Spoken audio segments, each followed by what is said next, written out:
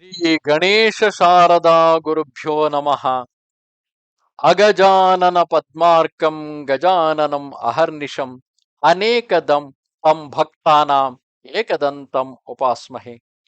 Welcome to all for this session on Ganesha Purana. We are in chapter 32. In the previous chapter, we heard about how Indra violated Ahalya. Narada, who instigated him, who told him about the celestial beauty of Ahalya, created a lust in the minds of Indra. Indra came down to Gautama's hermitage, the form of Gautama, and waited for an opportune time when Gautama went out for a ritual birth and the obligatory duties.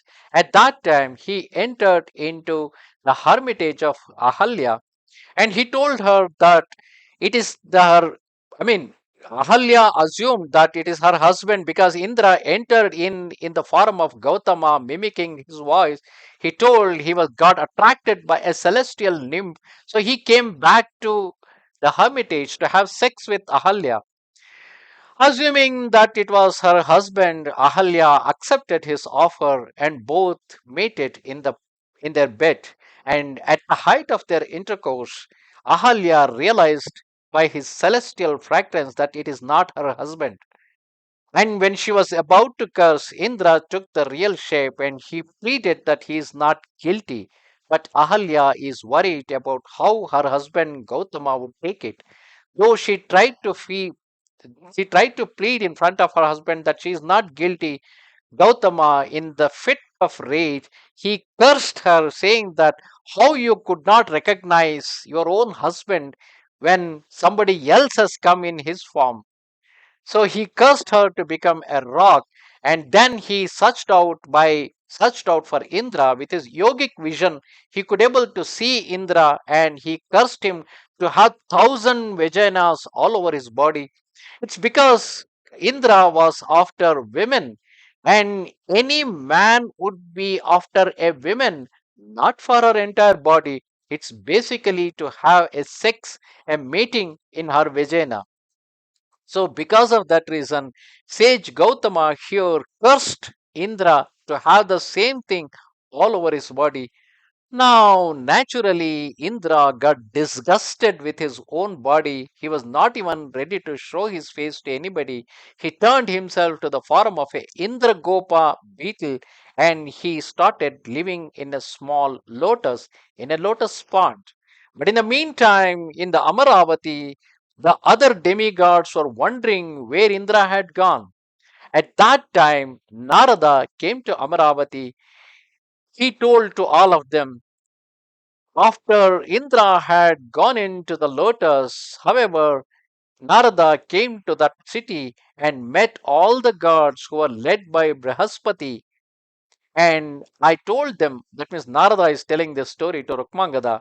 I told them all about why the two were cursed, about the intercourse of Indra and Ahalya, and of their deformity, about how Indra, because of his outrage against Ahalya, acquired 1,000 Vijayanas from Gautama's curse, and gods about how she became a stone. Ahalya became a stone because of having intercourse with Indra.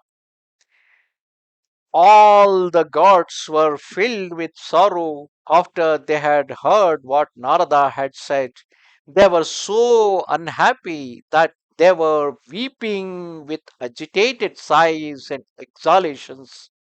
The gods said, he performed 100 Ashwamedha yagas. He conquered the demons. He protected the triple world and he enjoyed a Indra's excellent heaven. As a result of this, the many gods who are honored and the Brahmins who are well versed in the Vedas were enjoyed various kinds of things difficult for others to obtain. Where will that god now? Where will that Indra is staying now?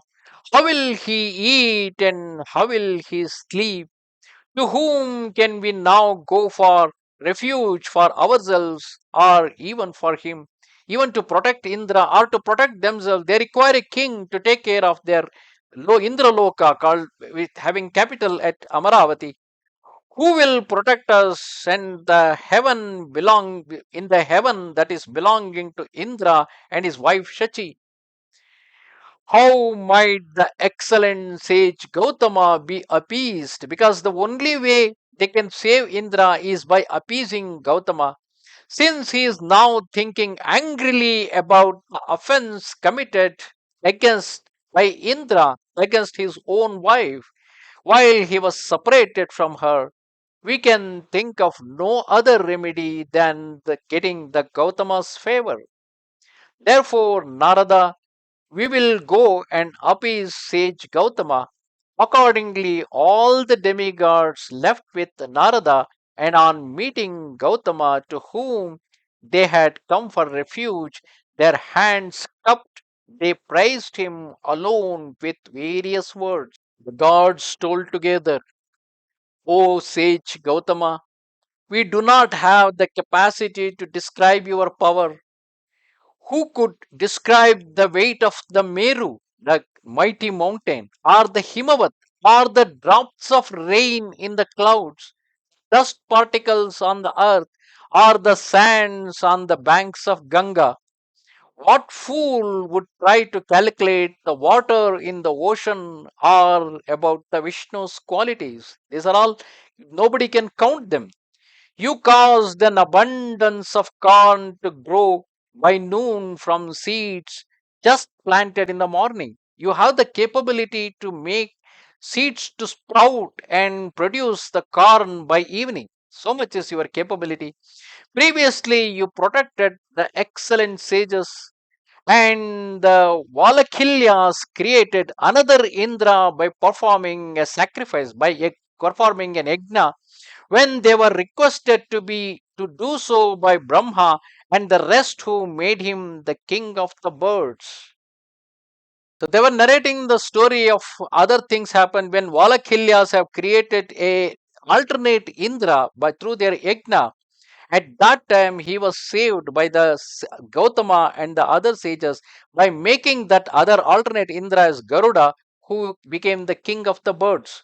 Similarly, in the past, sage Agastya consumed the entire ocean with one hand, and intelligent sun produced another creation. This was done by Vishwamitra, who created an alternate heaven to disrespect the Indra.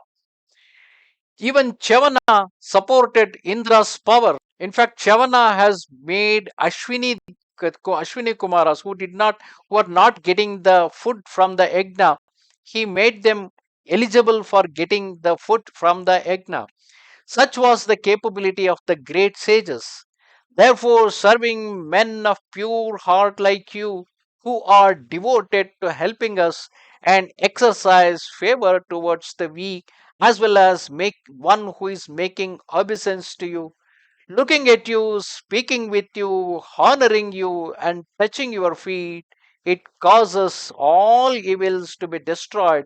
So be kind to us for sake of Indra, and we approached you for a refuge. They narrated about what had happened in the past, how Agastya had saved them, how Vasishtha had saved them, how Chavana had saved them, how so many sages have saved these demigods. So, in the same fashion, they are now requesting Gautama to save them. Gautama then told to those gods, the sight of you certainly does not occur to the naked eye. It bestows wishes upon men and has occurred because of my merit. All the demigods have appeared before him. Such a thing is un- unimaginable. Indeed, because of seeing you, my birth, toil, austerity, gifts, body, self, vows have become worthwhile. Now, detail to me what you are seeking from me and what I can do for you. I am ready to do anything by means of power gained from recollecting you. Having heard this speech, the heaven dwellers, that means the demigods, were delighted just as the ocean gets an extraordinary thrill at moonrise. Whenever there is a moonrise, during the full moon days, the ocean it takes a mighty rise. So the demigods are also equally delighted. The gods then made a request to the great sage Gautama. They started telling Gautama, Kama became ashes because of the transgression against Shiva. This happened in another story in which Shiva and Parvati were about to get married. And in order to make unite them, Kama has threw his arrow against Shiva, and Shiva, who got disrespected by this, he turned Kama into ashes. But O sage Gautama, you have not turned Indra into ashes. Now please help him to regain a proper position, and please bear patiently his transgressions. Indeed, when this favor has been extended, we will have achieved our wishes. Our only wish is to ensure that Indra is cured from all the problems that he is having and should regain his position as the king of the heaven. After hearing the speech of the collection of gods, Gautama laughed and responded with this to entire host of gods. He still has a rage against Indra, so he said, not even the name of that wicked one who has committed this offense should be pronounced here. There is no difference between deceit, fraud, and evil action for one who lacks remorse.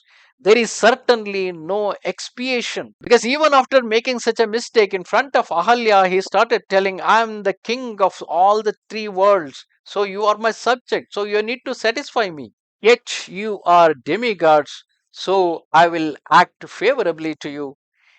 Because if you gods become angry due to your capabilities, you will act favorably, that means whenever you are feeling good, you will act favorably to all the people, and whenever you become angry, you might plant curse on the people. But the only one who can protect you is the one pure being who is sought after by many. Hence, I am now going to recite a single syllable mantra which you must direct towards Indra. He is the creator of that great God, the same Supreme Deity is the creator of all, the destroyer of all, and the protector of all, a repository of compassion, Vinayaka, God of gods, who consists of Brahma, Vishnu, Shiva, and he has a mantra of 6 syllables which gives great success. When it is recited, he will certainly gain a celestial body. He will have as many eyes as he has vaginas, and he will regain his own kingdom. That means whatever curse that is given, because of which Indra is now having 1,000 vaginas, those vaginas will be replaced by the eyes. That is why Indra in the later days was called as Sahasraksha, having 1,000 eyes all over his body. I speak the truth to you.